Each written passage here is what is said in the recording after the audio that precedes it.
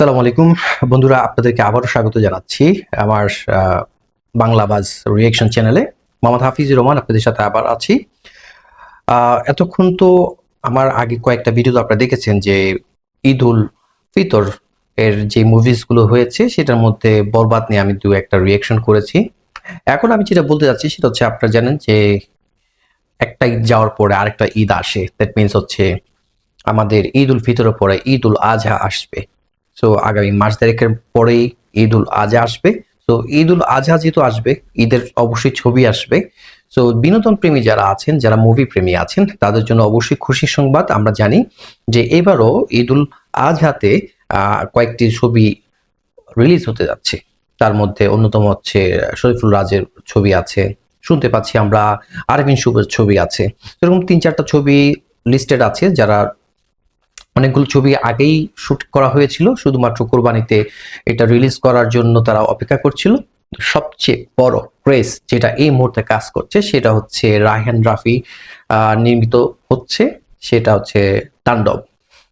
So আপনারা সবাই জানেন যে তাণ্ডব ছবিটি রায়হান রাফি নির্মাণ করছেন। এই মুহূর্তে এটা শুটিং এর কাজ চলছে এবং এটা ভীষণ গোপনীয়তার সাথে কাজ চলছে। গোপনীয়তা অবশ্যই রাখা ভালো, তাতে করে আপনার অনেকটা আগ্রহ বেড়ে যায় যে কি হচ্ছে, কি হতে পারে, কি হতে যাচ্ছে। এরকম নানান রকম প্রশ্ন আসে আকাশে বাতাসে।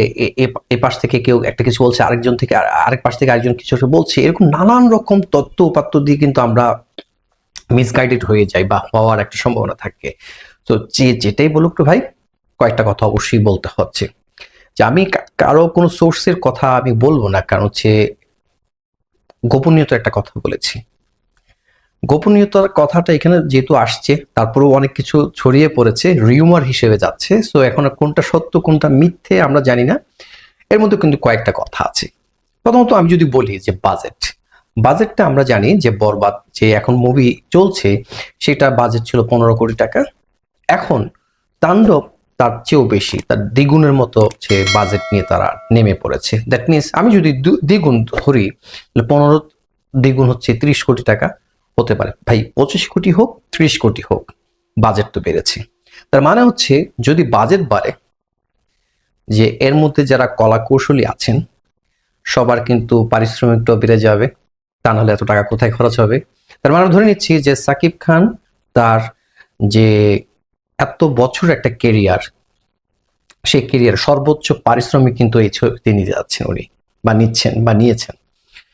দ্বিতীয়ত হচ্ছে যখন একটা বাজেট বেড়ে যায় তখন কিন্তু আপনার শুটিং এর কাস্ট, লোকেশন, তারপর হচ্ছে প্রোডাকশন হাউস, প্রোডাকশনের সাথে যারা জড়িত আছেন, সেট, মেকআপ, সকল কিছু, ইভেন এডিটিং প্যানেল, সব কিছুতেই কিন্তু নতুনত্ব আসে এবং হচ্ছে সেখানেও কিন্তু খুব দারুণ কাজ হওয়ার সম্ভাবনা বেড়ে যায়।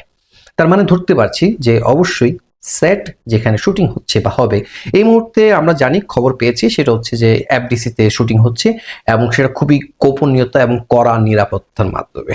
আমরা দু একটা ক্লিপও দেখেছি, শুটিং হচ্ছে, দু একজন ভিডিও করেছে। যদিও এগুলো আছে, আপনি যতই ঢেকে রাখতে চান না কেন, যতই গোপন রাখতে চান না কেন, মানুষ তো আর না দেখে থাকবে না, কেউ না কেউ তো দেখে ফেলবে, সেটা ক্লিপ নিবে, সেটা রিউমার ছড়িয়ে দেবে।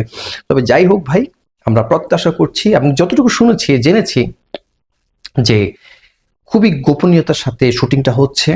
তৃতীয়ত হচ্ছে যেখানে শুটিং হচ্ছে সেখানে নিরাপত্তার বেষ্টনী কিন্তু খুবই কড়া ভাই, খুবই টাইট সিকিউরিটি মেনটেন করে কিন্তু শুটিংটা হচ্ছে। দ্যাট মিনস হচ্ছে খুব একটা মানুষের ঘেঁষার ওখানে সম্ভাবনা নেই। শুধুমাত্র মুভি রিলেটেড যারা কলাকুশলী আছেন তারাই কিন্তু সেখানে যেতে পারছেন বা যাচ্ছেন। আমি একটু আগে একটা ভিডিও দেখছিলাম, সেখানে আমি জানতে পারলাম সেখানে হলো যে চলচ্চিত্র অঙ্গনেরই একজন এটা বলছিলেন যে যে সেটটা তৈরি করা হয়েছে এর আগে এরকম সেট বাংলাদেশে এফডিসিতে অন্তত করা হয়নি। তার মানে ওই যে বললাম, বাজেট যতটুকু বেড়েছে, সেটের ক্ষেত্র কিন্তু সেখানে খরচা বেড়ে গিয়েছে। তার মানে হচ্ছে যে সেটটাও কিন্তু দারুণ হতে যাচ্ছে। কাস্টিং নিয়ে আমি কিছু বলবো না, কারণ হচ্ছে কাস্টিং নিয়ে আরো বেশি রিউমার চলাচ্ছে। দেখুন, প্রথমে কারণ আমি মেনশন করতে চাই না, বলছে অমুক একজন নায়িকা ওনার বিপরীতে অভিনয় করবেন। যদিও আমি হচ্ছে যে পত্রিকা দেখছিলাম যে তারা কিন্তু অ্যাসিওর করেন যে কে হচ্ছে। এখন একজনকে বলা হচ্ছে যে উনি এখানে অভিনয় করবেন, কাস্টিং হয়েছে, এরপরে বলা হচ্ছে যে ওনাকে বাদ দিয়ে আরেকজনকে নেওয়া হয়েছে, দ্বিতীয় জন যাকে নেওয়া হয়েছে তাকেও বাদ দেওয়া হয়েছে, তৃতীয় জন এসছেন, ওনার সাথে কাজ হচ্ছে। ভাইরে ভাই, এত কথা বলার কি আছে? এখন যে বললাম কথা বলার দরকার আছে বলেই অনেকে অনেক রকম কথা ছড়াচ্ছে, তার কারণেই কিন্তু এত রকম হচ্ছে। আর কয়েকটা দিন আমরা অপেক্ষা করি, তখনই তো আমরা জানতে পারবো। যখন সে টিজার আসবে, মুক্তি পাওয়ার আগেই তো টিজারটা আসবে, এবং নিশ্চয়ই একটা সময় নিয়েই হচ্ছে যে মুক্তি কিছুদিন পূর্বেই সেটা আসবে। সেই ক্ষেত্রে আমরা সবাই জানবো, দেখতে পাবো যে সেই সিনেমার আমাদের সবার প্রিয় সাকিব খানের বিপরীতে কে অভিনয় করেছেন। কাস্টের কথা এখানে গেল। শুটিং এর ক্ষেত্রে যে আপনার এইবার যেটা বলা হচ্ছে যে বরবাদের যে লুক ছিল তার চেয়েও নাকি ভয়ঙ্কর রূপে সাকিব খান আসবেন। তার মানে কি হরিবল? আমি জানি না, জানতেও চাই না, দেখতে চাই সময় অনুযায়ী। কারণ এটা হচ্ছে লুক কিন্তু একজন নায়কের ক্ষেত্রে কিন্তু ম্যাটার করে, এবং প্রতিটা হচ্ছে মুভির আগে আমরা জানি যে প্রতিটা নায়ক বা নায়িকা তাদের লুকের অনেকটা পরিবর্তন আনে। কারণ একই লুক দিয়ে তো আপনি সবসময় আসতে পারবো তা তো না। হ্যাঁ, আমি আসতেছি আপনাদের সামনে, ক্যামেরার সামনে, আমি যেভাবে আছি, আমার যে অবয়ব আছে সেভাবেই আমি আসবো, কারণ আমি তো আর নায়ক নই। কিন্তু যিনি বা যারা চলচ্চিত্রে বা বিভিন্ন জায়গায় অভিনয় করেন তাদের কিন্তু লুকের একটা ব্যাপার স্যাপার থাকে, কারণ একই রকম ফেস লুক, একই রকম গদবাদা সিনেমার ডায়লগ বা কাহিনী নিয়ে তো সবাই আসবে না। সেই ক্ষেত্রে সেখানে অবশ্যই পরিবর্তন আছে। আরেকটা যেটা আমরা জানলাম বা জানতে পেরেছি যে অ্যাকশনে ভরপুর থাকবে। এই যে বরবাদ যে তাণ্ডব চালিয়ে যাচ্ছে, যে অ্যাকশন ছিল তার চেয়েও নাকি দ্বিগুণ গতিতে এখানে অ্যাকশন থাকবে এই তাণ্ডব সিনেমাতে। এই কারণে নামকরণ করা হয়েছে তাণ্ডব। এবং আরেকটা সূত্রে আমরা জানতে পেরেছি যে বলিউডে যে জওয়ান যে ছবি আছে, ছবির যারা হচ্ছে অ্যাকশনের ছিলেন তারাও নাকি এখানে এসে কাজ করেছেন বা করছেন। আমি জানি না ভাই, আমি কিছু বলতে চাই না।